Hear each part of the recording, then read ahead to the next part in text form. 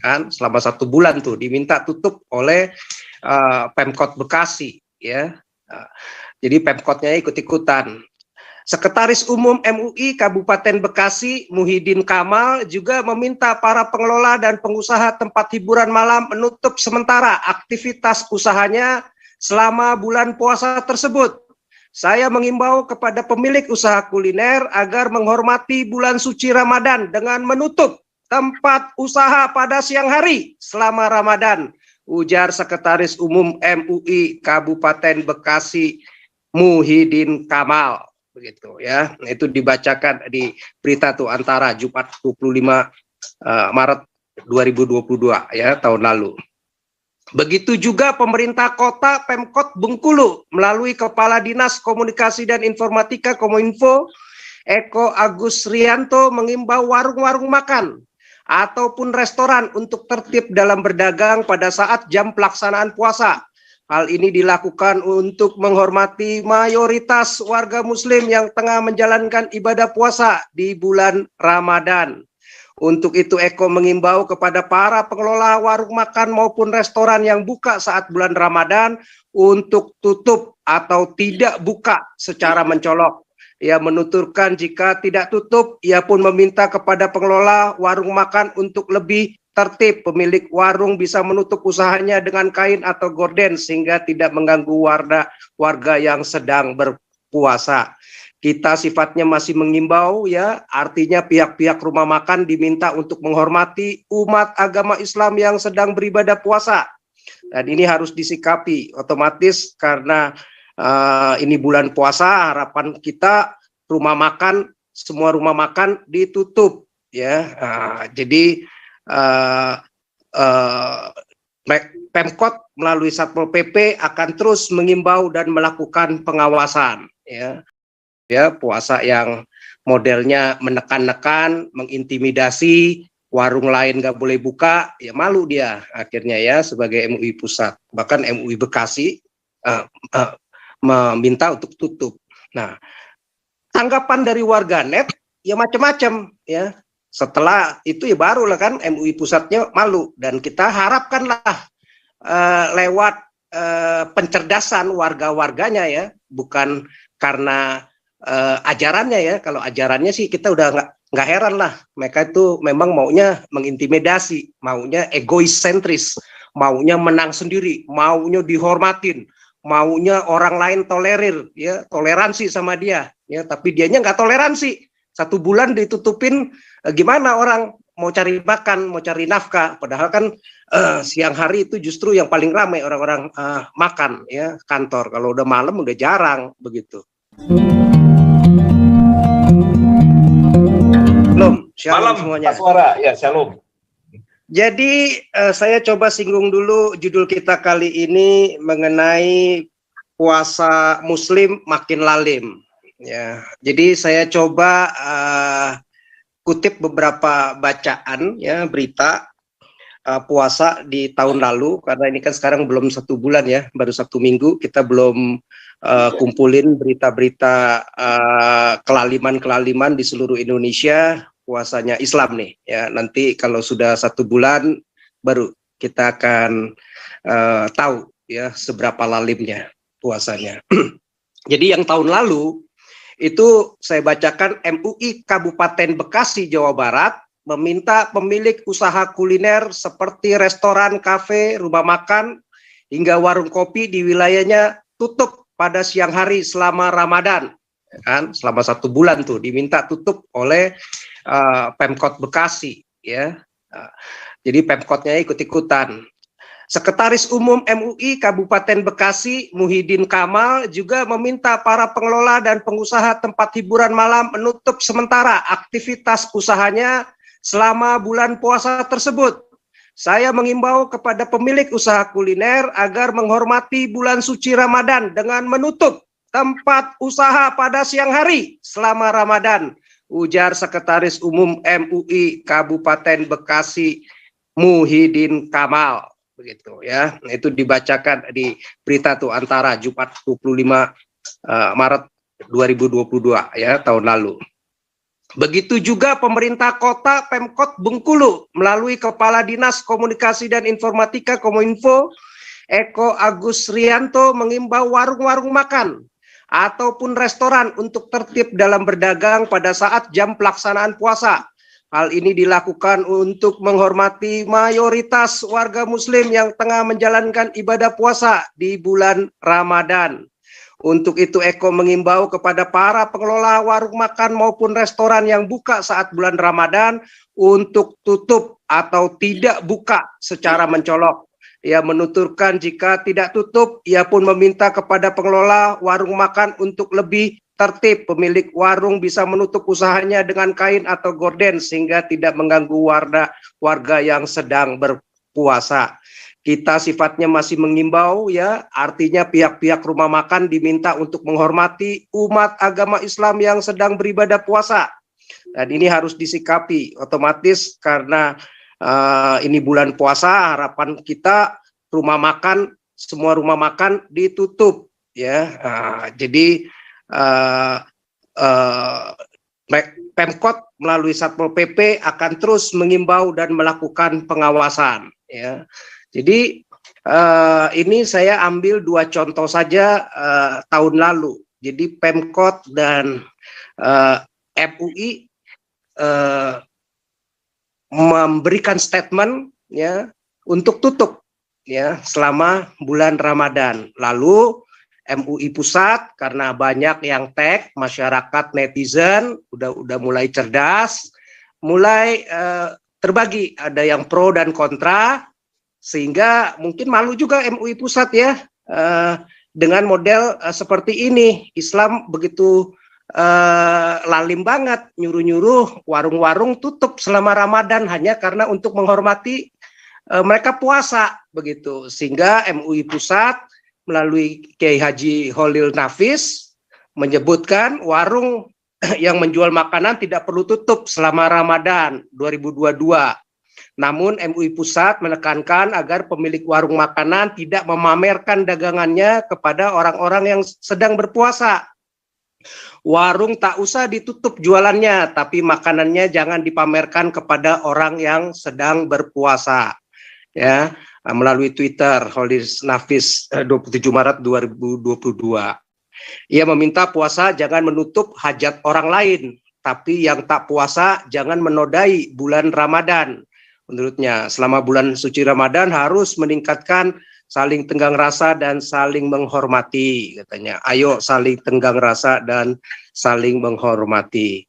Jadi ini dia nge-tweet ini ya karena beberapa netizen men-tweet ya. Jadi malu lah, dia mau coba lempeng-lempengkan gitu. Jadi puasa macam apa nih begitu ya? Puasa yang modelnya menekan-nekan, mengintimidasi, warung lain nggak boleh buka, ya malu dia akhirnya ya sebagai MUI pusat. Bahkan MUI Bekasi meminta untuk tutup. Nah, tanggapan dari warganet ya macam-macam ya. Setelah itu ya barulah kan MUI pusatnya malu, dan kita harapkanlah lewat pencerdasan warga-warganya ya, bukan karena ajarannya ya. Kalau ajarannya sih kita udah nggak heran lah, mereka itu memang maunya mengintimidasi, maunya egois sentris, maunya menang sendiri, maunya dihormatin, maunya orang lain tolerir, ya toleransi sama dia, ya tapi dianya nggak toleransi. 1 bulan ditutupin, gimana orang mau cari makan, mau cari nafkah, padahal kan siang hari itu justru yang paling ramai orang-orang makan, ya kantor. Kalau udah malam udah jarang begitu. Nah, jadi banyak orang malah justru netizen banyak yang mulai bersuara ya, kok buat mengontrol puasa, kan mereka bilang itu kan untuk mengontrol hawa nafsu ya, tapi malah dia dengan puasanya Islam itu malah disuruh untuk mengontrol usaha orang lain ya. Jadi bukannya mengontrol hawa nafsu, malah ikutan juga untuk mengontrol usaha orang lain ya. Orang lain dikontrol usahanya, lu nggak boleh buka ya dari pagi sampai sore, mungkin jam 17-18 baru boleh buka. Kan mengontrol usaha orang lain ya, mematikan usaha orang lain selama 1 bulan. ya artinya jadi apa? Ya lalim, jolim begitu ya. Ya lu yang puasa, kita yang repot, ya mesti ditutup-tutup. Ya berapa banyak UMKM, restoran-restoran, rumah makan yang harus tutup, menghormati seperti itu, begitu. Dia yang puasa dibikin semua orang repot, begitu ya. Bahkan yang orang yang nggak puasa jadi ikut-ikutan repot, ya, jadi jalim, jadi lalim, ya nggak heran seperti itu, ya. Nah, jadi mungkin malu ya setelah netizen ngomongin mengkritisi aturan-aturan yang modelnya seperti itu, ya, yang nggak punya otak, yang nggak bisa berpikir, ya, yang terbelakang, begitu ya. Ya ajaran ini jadi mengajarkan memang jadi orang terbelakang, bahkan sekelas Pemkot aja. Pemerintah daerah yang digaji, ya pegawai-pegawai pemerintah yang harusnya bersikapnya adil sesuai dengan konstitusi, begitu ya. Ini malah jadi bego, jadi terbelakang otaknya, kebijakannya juga jadi terbelakang, jadi bodoh begitu, karena takut diintimidasi. Ya sama lah kasusnya kayak bola, ya politisi-politisi yang semacam Ganjar Koster itu, si Hamka PDIP itu, PKS Nazir itu, ya jadi bego begitu ya, jadi terbelakang, takut terintimidasi begitu, karena ajaran ini memang mengajarkan begitu, maunya menang sendiri, maunya egois, maunya ngikutin dia, maunya ngikutin pemikiran dia, dipaksa-paksakan ya, padahal terbelakang. Nah, jadi bahkan yang si komedi Panji aja tuh ya, yang mungkin sekarang saya nggak tahu tuh, jangan-jangan ke luar negeri nih pakai fasilitas negara nggak itu ya, APBD negara ya, mesti dicek lagi tuh ya Panji ya, bahkan mengkritisi MUI Bekasi waktu itu ya, jangan mau guys, masa udah pada tua masih keganggu lihat orang makan ketika puasa, emang selama ini puasanya ngapain aja sebenarnya, ya kan?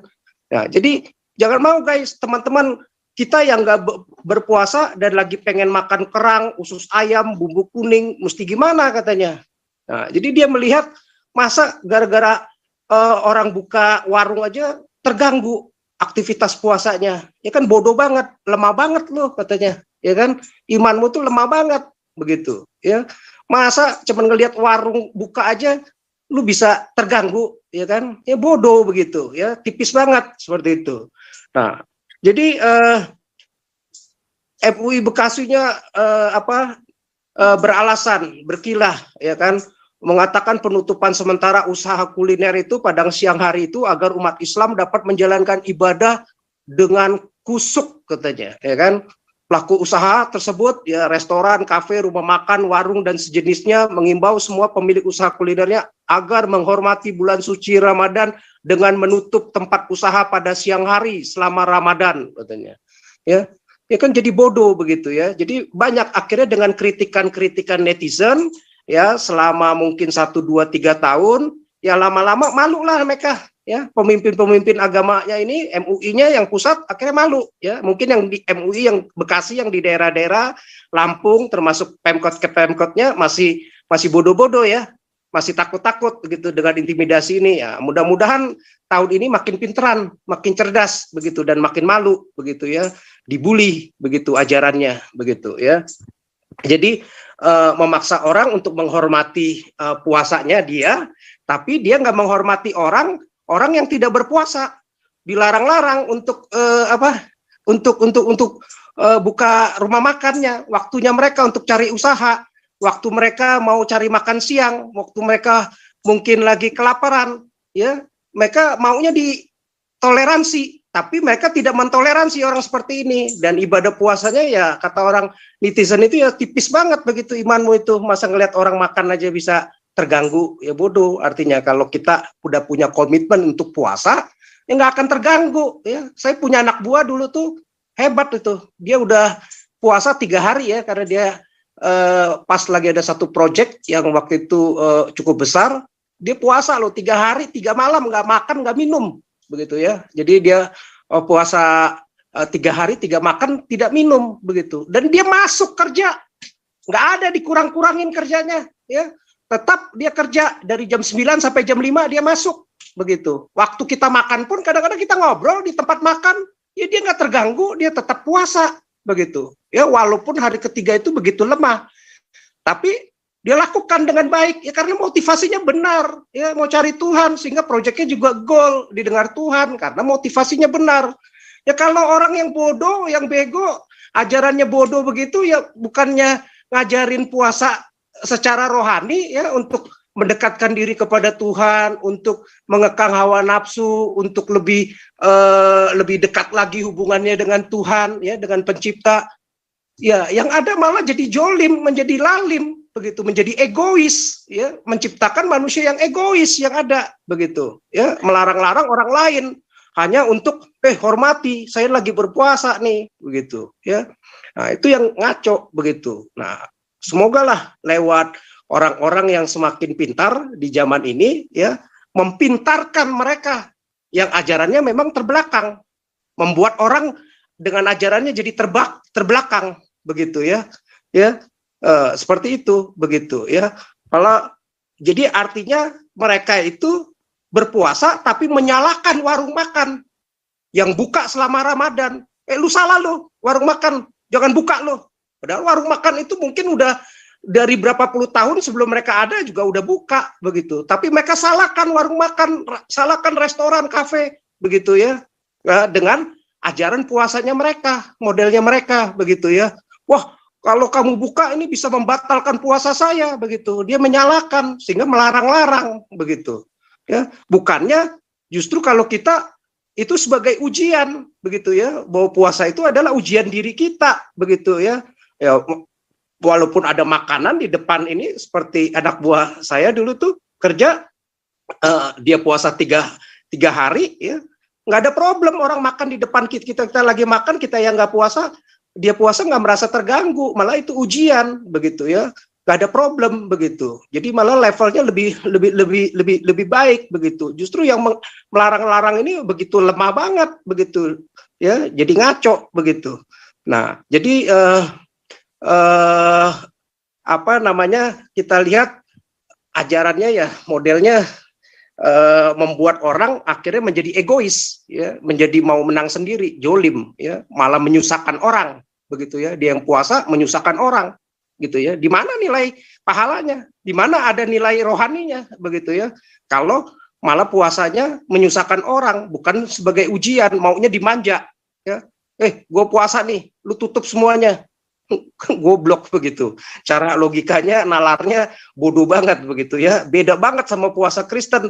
Kita mau puasa 40 hari, mau puasa seminggu, mau puasa 21 hari nggak makan, nggak minum pun kita nggak ada yang problem. Mau makan di depan kita juga nggak ada problem, begitu ya. Kita nggak larang-larang karena kita tahu level kita jauh lah sama mereka, begitu ya.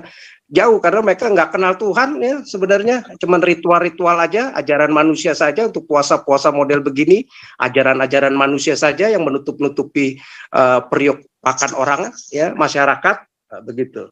Nah, jadi kita ngelihat ini kacau, jadi jolim sebenarnya ya. Mereka mau menutup 1 bulan ya boleh aja lu tutup, coba bayar ganti rugi dong kalau nggak mau jolim ya. 1 bulan orang usahanya memang warung makan dan orang paling banyak orang makan itu siang hari ya, kasih ganti rugi coba ya. Kan enggak, yang ada cuman menegur, nggak ada seperti itu. Dan kita bersyukurlah mungkin negara-negara Arab sekarang lebih maju ya, mungkin tahun-tahun sebelumnya sama kayak Indonesia ya, karena ajaran ini jadi bego juga, jadi terbelakang, dan mereka malu lah ya. Mungkin juga netizen sekarang yang global lebih pintar baca internet, berita, sehingga dibully lah ajaran ini.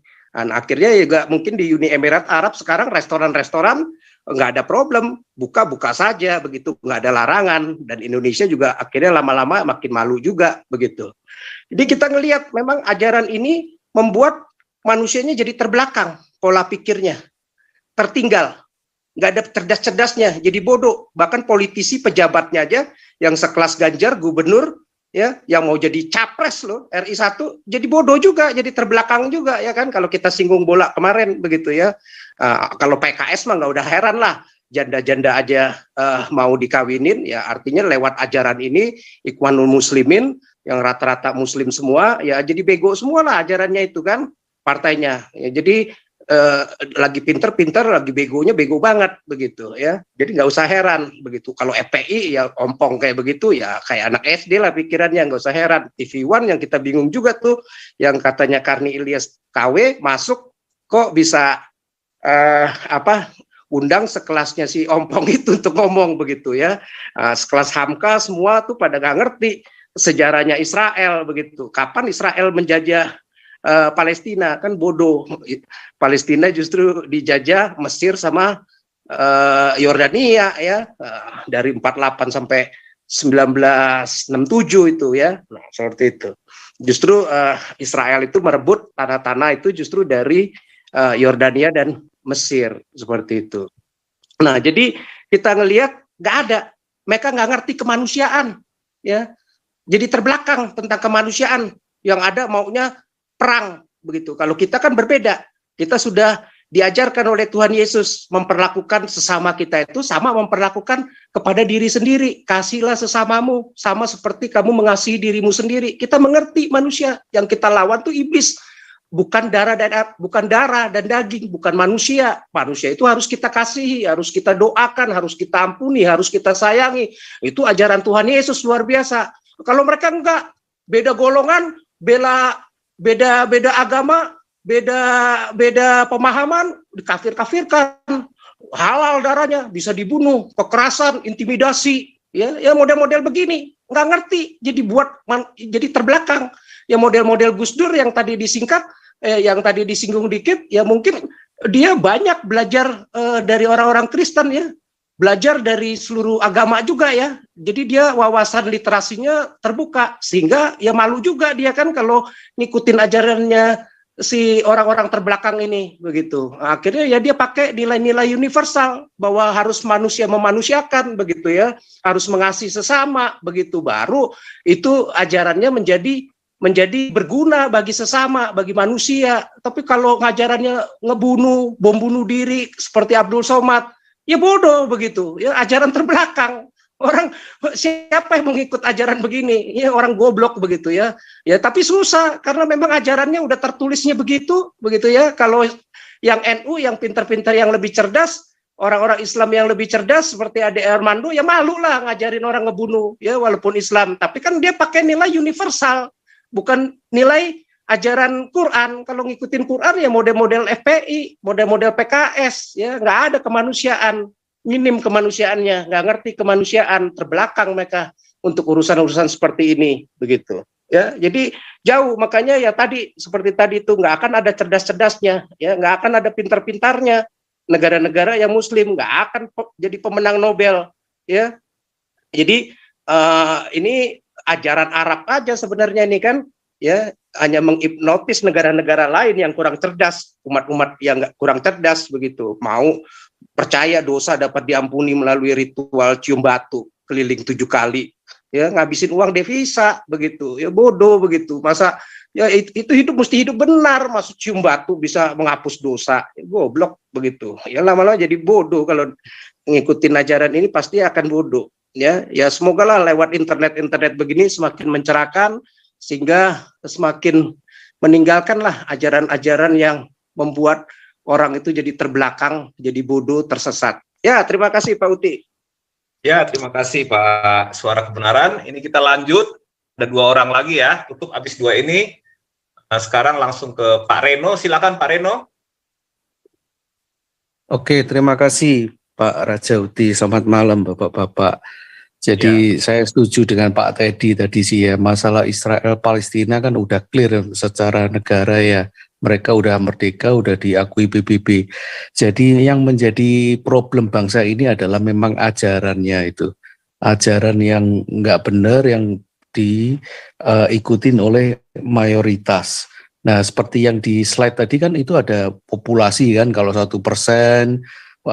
mereka tabiatnya seperti apa. Nah celakanya di bangsa ini mereka mayoritas. Nah itu yang penyebab. Nah, yang ini U20 ini itu indikasi bahwa pergerakan mereka untuk menjadikan negeri ini khilafah itu mereka udah menang. Jadi tinggal 1 step aja kalau menurut saya. RI 2 mereka sudah rebut, ya kan? RI 2 mereka sudah rebut, tinggal RI 1 ini, yaitu nanti di tahun 2024. Nah, ini kita yang di sini nih, yang masih di sini minta bantuan Pak Paul ini, yang bergerak bebas, bersuara bebas di luar sana juga, bapak-bapak yang di luar. Nah, tolong bagaimana dibuat gerakan yang lebih sistematis dan lebih real gitu ya untuk menghambat pergerakan khalifah-khalifah ini. Karena ya mohon maaf ya kalau kita tiap malam cuman bersuara aja gini tanpa ada tindakan real ya mereka lempeng-lempeng aja gitu kan. Nah mungkin kita bisa belajar pergerakan-pergerakan mahasiswa-mahasiswa yang tahun-tahun dulu waktu sebelum merdeka, nah itu seperti apa? Nah itu kita beri, karena kalau nggak real ya mereka akan bebas saja. RI 1 tahun 2004 mereka akan rebut itu. Nah itu jadi minta bantuan dari. Kau bilang kau menang debat lawan domba yang sesat. Kau bilang banyak yang tobat.